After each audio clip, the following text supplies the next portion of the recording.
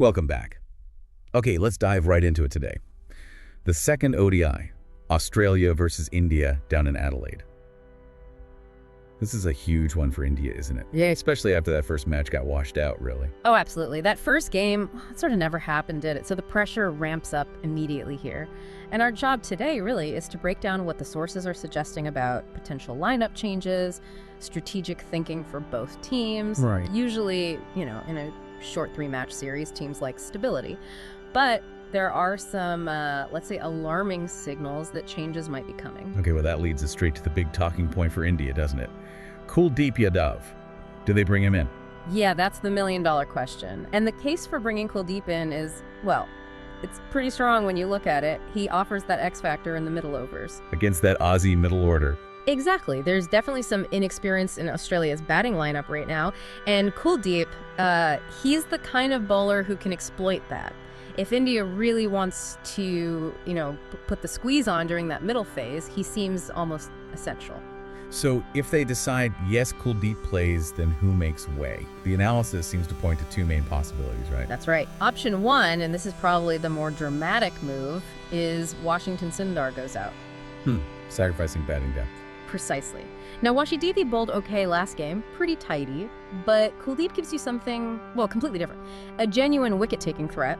The risk, obviously, is you're going in with potentially just 7 batsmen. Are they comfortable with that? And the second option. The second way is Kuldeep comes in for Harshit Rana.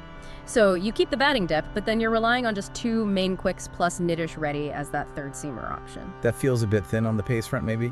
It does, yeah. Strategically, it feels a bit precarious, but it keeps that lower order batting strength.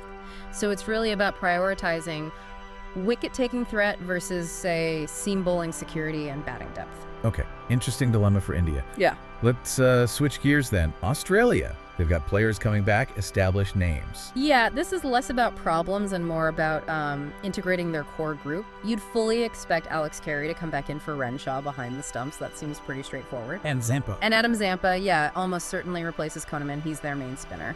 But the really interesting strategic layer here, I think, is the fast bowlers. Stark and Hazelwood. Exactly. The sources are pretty clear. Australia is kind of using this series as preparation for the upcoming test matches. They need, and this is the phrase used, miles in the bowler's legs. Ah, okay, so it's about workload management for the test. Yeah, right. The first test is still about a month away, but they need Stark and Hazelwood especially to build up their bowling loads. So expect them to play and probably bowl their full quota almost regardless of the ODI situation. It's about the bigger picture for them. That makes sense. It's a bit of a trade-off then, optimizing for this ODI versus test readiness. Yeah. And what about Labuschagne? He's hovering around the squad? Yeah, Marnus. Look, he's in absolutely ripping form at the moment. The suggestion is they might just play him simply to get him more time batting in the middle. Just pure practice. Pure practice. Keep the runs flowing, keep the confidence high.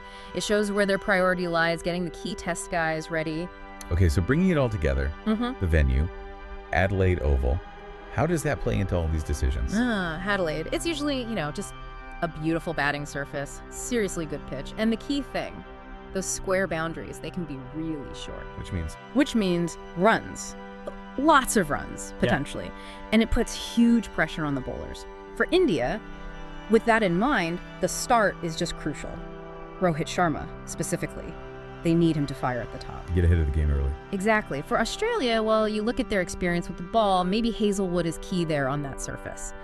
But the acknowledged danger man, the one who looks in really, really good nick, is Mitch Marsh. India will be very wary of him. In that overall narrative, the Rocco factor, Rohit, and Virat Kohli, this feels like a big stage for them. It really does. And historically, if Virat Kohli could pick almost any ground in the world to bat on, Adelaide would be right up there. It's a place he absolutely loves. This feels like the place for that pair to, well, find their way back to dominance, if you like. So wrapping it up then, India's got this big call. Kuldeep's wicket-taking ability versus maybe a safer team balance. Australia, meanwhile, they're looking ahead, using this almost like a high-intensity prep camp for the tests. That's the core of it. The stage is definitely set for a fascinating encounter. Yeah, and just a final thought for you to ponder. If Adelaide really is that good for batting, that flat, how much extra pressure does that put on India's bowlers if they take that risk, Bringing in Kuldeep but potentially sacrificing a front-line seamer to do it. That specific choice, spin versus pace on a batting paradise, that might just be the thing that decides this must-win game for India.